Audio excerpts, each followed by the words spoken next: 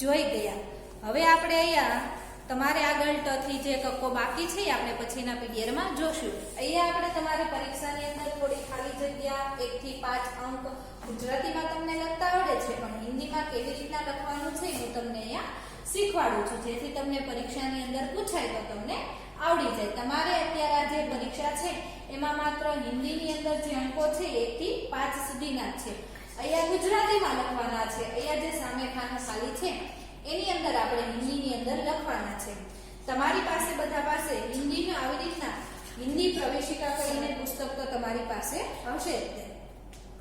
છેલ્લું તમે જે પેજ ખોલશો ને એની અંદર જો હિન્દીના 1 થી 10 સુધીના અંકો આપેલા છે ને આપેલા, એટલે કેવી રીતના લખાય એ તમને બધાને આવડી જશે। અત્યારે માત્ર હું તમને હિન્દીના અંક લખતા જ તે શીખવાડીશ, પછી તમારે જો આપણી પાસે સમય રહેશે તો શબ્દની અંદર કેવી રીતના લખાય એ પણ હું તમને શીખવાડીશ। આપણે જોઈ લઈએ કે હિન્દીમાં કેવી રીતના આપણે અંકને છે એ લખીએ છીએ। એક તમારે ગુજરાતીમાં લખેલો છે, ઉપર મેં સૂચના લખેલી છે કે હિન્દી ગુજરાતી અંકોને હિન્દી અંકોની અંદર લખો। તો કેવી રીતના એક આવશે, આવી રીતના હિન્દીની અંદર એક છે એ તમારે લખવાનો છે। જો તમારે શબ્દની અંદર લખવો હોય તો એને આપણે આવી રીતના લખી શકીએ। એક પછી આવે છે બે। ગુજરાતીમાં તમે બે ને વળાંક સાથે લખો છો, હિન્દીની અંદર બે આપણે આવી રીતના લખીએ છીએ। વળાંક નથી કરવાનો, સીધું આ પાઠનું છે એ આમના સીધું રાખવાનું છે। હિન્દીમાં આપણે દો કહીએ છીએ।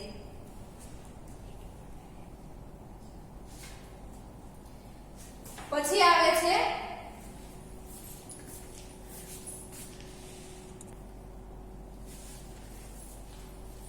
તીન છે। હવે એને હિન્દીની અંદર ત્રણ ની જેમ જ કરવાનો, પણ નીચે જે પાટું છે ને આવી રીતના આપણે વાળી દેવાનું। હિન્દીમાં આપણે શબ્દની અંદર લખવું હોય તો શું લખીએ?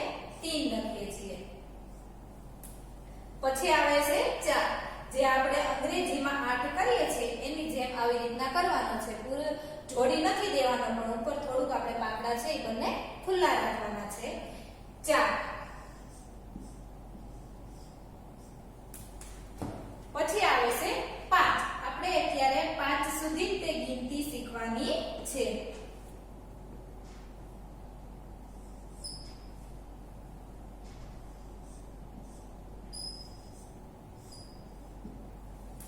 હિન્દીમાં 5 આવી રીતના લખાય।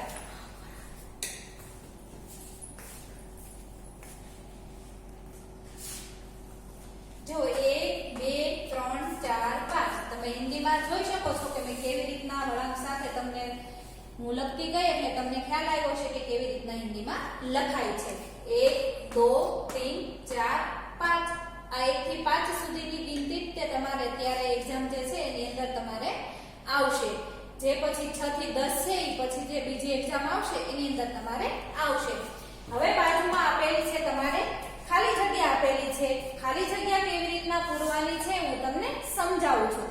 તમને જો આ કાઉસમાં બે શબ્દ લખેલા છે, શબ્દ નથી સોરી વર્ણ લખેલા છે, કક્કાના જ છે।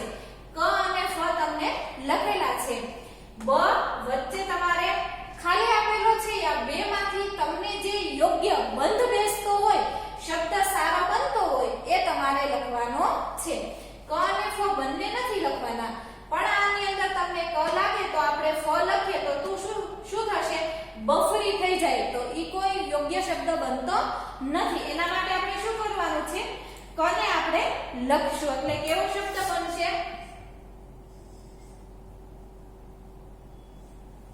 બકરી શબ્દ બનશે। પ્રાણી થઈ જાય ને,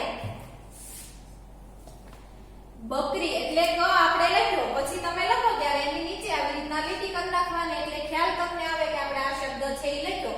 ફ છે એનાથી આપણે બંધ બેસતો યોગ્ય શબ્દ બનતો નથી। આ બંનેમાંથી ગમે તે એક જ શબ્દથી આપણે છે, એક જ વર્ણથી આપણે શબ્દ બનાવવાનો છે।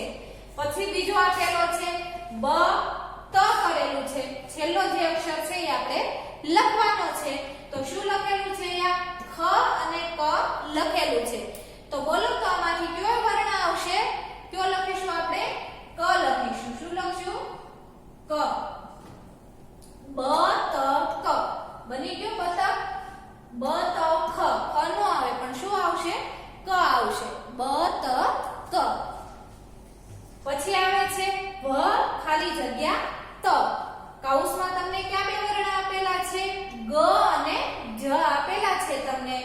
શું આપણે લખશું ભજ જ લખીશું નો યોગ્ય શબ્દ નહીં બને ભજત થઈ જાય એટલા માટે આપણે શું લખીશું ભગત એટલે ભગત શબ્દ યોગ્ય બન્યો છે પછી આવે છે પ ખાલી જગ્યા ડી તો શું આવશે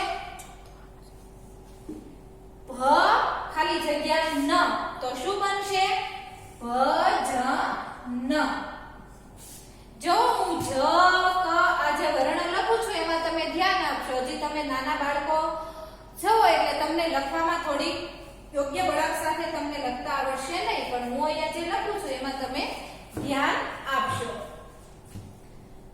પછી આવે છે પ ખાલી જગ્યા ડી તો શું આવશે જ અને ગણપતિનો ગ તમને આપેલો છે તો એના માટે તમે શું કરીશું પાંચમો છે પ ગ ડી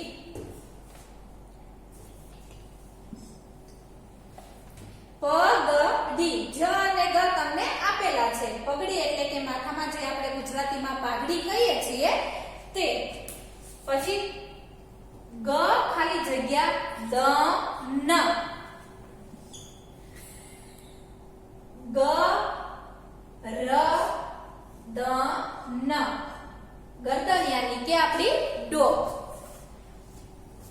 સાતમી ખાલી જગ્યા છે ક ખાલી જગ્યા શ તો બોલો તો શું આવશે જ આવશે કે લ આવશે શું આવશે લ આવશે શું આવશે લ આવશે કેવો શબ્દ બનશે કલશ બન્યો ને છેલ્લો છે આઠમી ખાલી જગ્યા છે બ ખાલી જગ્યા ન કૌંસમાં તમને ટ અને ઠ તમને આપેલા છે તો શું આવશે બ ટન બટન એટલે કે તમે શર્ટમાં અને જોયા હશે બટનને તો બધા ઓળખો છો ને હવે આવે છે શબ્દ તમને જો આપેલા છે કરમ રકમ નમક નાક બકરી સડક તમે અહીંયા ધ્યાન રાખ્યું છે તો તમને ખ્યાલ આવશે કે આ જે ચારે ચાર શબ્દ આપેલા છે એની અંદર એકનો એક જે વર્ણ છે ને એ વારંવાર આવે છે તમે જ્યારે બોલો છો ને ત્યારે ખ્યાલ આવ્યો ને તો એના માટે તમને જોવો અહીંયા પાઠ્યપુસ્તકની અંદર પેજ નંબર 37 ઉપર તમને લખેલું છે કે શબ્દ મેં સે આ જે શબ્દ આપેલા છે આને શું કહેવાય છે આપણે શબ્દ બનાવેલા છે એની અંદર ક છે એ જો તમે વારંવાર પુનરાવર્તન આપણે થાય છે કરમ રકમ નમક ચમક નાક બકરી સડક અને કછુઆ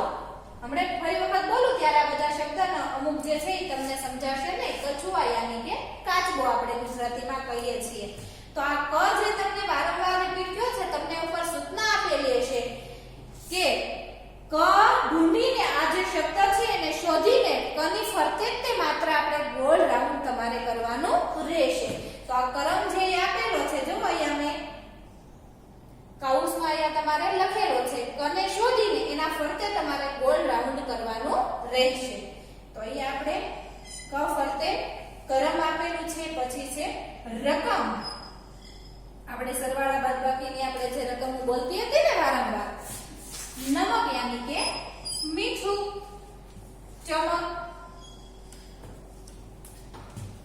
નાક બકરી સડક એટલે કે રસ્તો કછુઆ યાની કે કાચબો પછી અહીંયા જો પેલા ચાર શબ્દ હું તમને વાંચી દઉં છું એટલે ખબર પડે કે કયો વર્ણ છે એ પુનરાવર્તન થાય છે ઠગ યાની કે જે ચોરી કરતો હોય એને આપણે શું કહીએ છીએ હિન્દીમાં ઠગ કહેવાય છે મઠ પાઠક ઠહર પાઠ ઊઠ ગઠરી અને પાઠશાલા ઠગ એટલે મેં તમને કહ્યું ચોરી મઠ એટલે કે એક આપણે જે બૌદ્ધ ધર્મ જે પાળતા હોય એને પણ મઠ કહેવાય છે અને એક આપણા કઠોળ તમે જે કંઈ ખાતા હોય એમાં પણ આપણે મઠ આવે છે પાઠક ઠહર એટલે કે ઊભું રહેવું પાઠ જે આપણે તમે આગળ આપણે પ્રકરણ જે આગળ આવે છે અને આપણે ગુજરાતીમાં શું કહીએ છીએ પાઠ કહીએ છીએ ગઠરી યાની કે પોટલી અને પાઠશાલા એટલે કે શાળા તો અહીંયા જો ઠની ઉપર આપણે ગોળ રાઉન્ડ કરવાનું છે મઠ પાઠક ઠહર પાઠ ઉઠ એટલે કે ઊભા થવું ગઠરી અને પાઠશાલા એટલે કે શાળા જો તમારે અહીંયા ઘણા બધા એવા શબ્દો આપેલા છે હું તમને અહીંયા સમજાવું છું નીચે જો ડ આપેલો છે આ જે શબ્દો ચાર આપેલા છે એમાં ડ ને શોધીને આપણે ગોળ રાઉન્ડ કરવાનું છે પેડ લડકા પહાડ સડક ડર ડગર ડલિયા અને ડફલી ડ ફરતે તે માત્ર આપણે ગોળ રાઉન્ડ કરવાનું છે તમને જો અહીંયા દ્વિતીય અક્ષરે ઉપર લખેલા છે જે વર્ણ ઉપર કરવાનું છે ને ઉપર તમને અલગથી લખેલું છે પછી છે ગણપતિ બાણ કિરણ ચરણ શ્રવણ ફળ તૃણ અને દર્પણ તો ગણપતિ જો ગણપતિ હણ કેવી રીતના લખાય છે હિન્દીની અંદર તમે જે ગુજરાતીમાં હળ કરો છો ને આમ કરો છો ને એવી જ રીતના લખવાનો છે પણ થોડો અલગ છે હણ આ બંને જે છે એને ભેગા આપણે કરવાના નથી અલગ રાખીને હણને આપણે લખતા શીખવાનો છે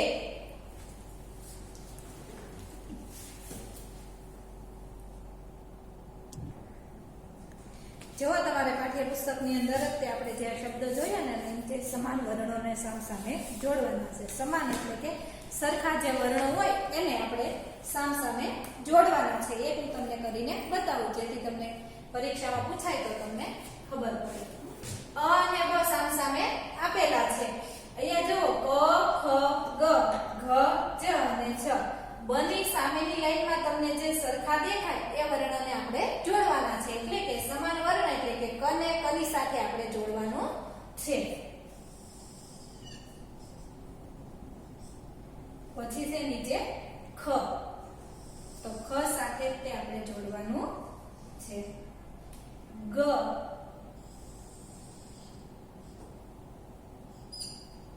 ઘ ઘ કેવી રીતના લખ્યો છે એ ધ્યાન રાખજો આગળ આપણે ધ પણ આવશે એટલે કેવી રીતના લખ્યો છે ઘમાં બંને પાંખડા કેવા હોય છે સમાન હોય છે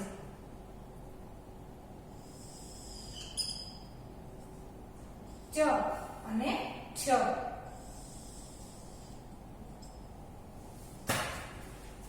આવી રીતના તમારે જોડવાનું છે આજે આપણે એટલે સુધી રાખીએ આભાર